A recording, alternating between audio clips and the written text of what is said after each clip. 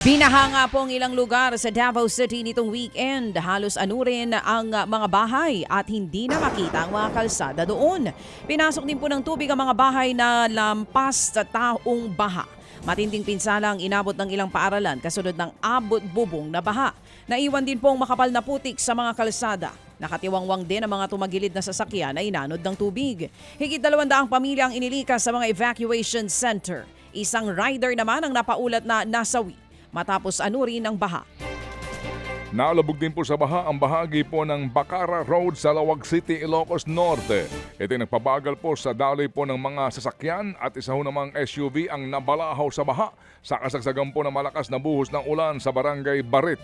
Nagtulong-tulong ang mga opisyal ng Lawag City RRMO upang maiahon ang naturang nalubog na auto. Marami din pong daanan po nalubog sa baha sa Lawag na umabot po na hanggang tuhod. Umapaw din po ang Kiawit River sa Batac City dahil sa patuloy na malakas na buhos ng ulan. Walang habas na nagpaputok ng baril ang isang lalaki sa Kawit, Cavite at nagsisigaw din ang lalaking armado ng AK-47. Sa investigasyon ng Kawit Police, kuha noong Mabayo 14 ang nasabing video. Lasing daw ang lalaking nag-aamok. Bago niya, noon na raw na-report sa kanila na nagpapaputok na rin ito ng baril sa isang burol. Posibleng natalo daw ito sa sugal kaya nagagalit. Napag-alaman namang may lisensya at dokumento ang lalaki sa kanyang baril pero para lamang ito sa pistol at hindi sa high-powered rifle. Inaantay naman ang paglabas ng mga warrant of arrest para sa dalawang insidente laban sa suspect. Nakiramay po naman ang DepEd sa pamilya po ng grade 3 student na namatay matapos umanong hampasin ng kanyang kaklase ng notebook sa ulo sa Davao City. Patuloy daw po ang pakikipag-ugnayan ng DepEd sa pamilya po ng biktima at ilang pang ahensya po para imbestigahan ang insidente.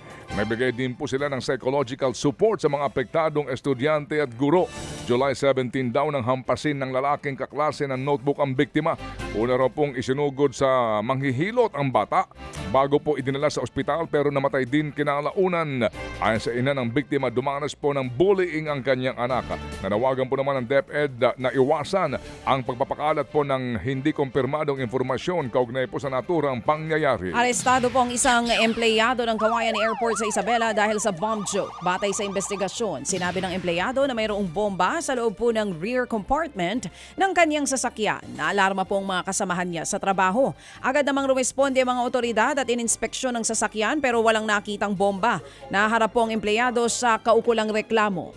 Mga kapatid, patuloy po kayong tumutok sa 105.9 True FM para sa totoong balita, impormasyon, music and entertainment. Mag-subscribe sa aming YouTube channel at podcast at sundan nyo kami sa Facebook, Instagram, X at TikTok sa True Network PH. Bisitahin din po ang aming official website, truefm.ph. At panoorin din kami sa True TV Signal, Channel 19. Kami po ang 105.9 True FM. Laging true sa'yo, kapatid.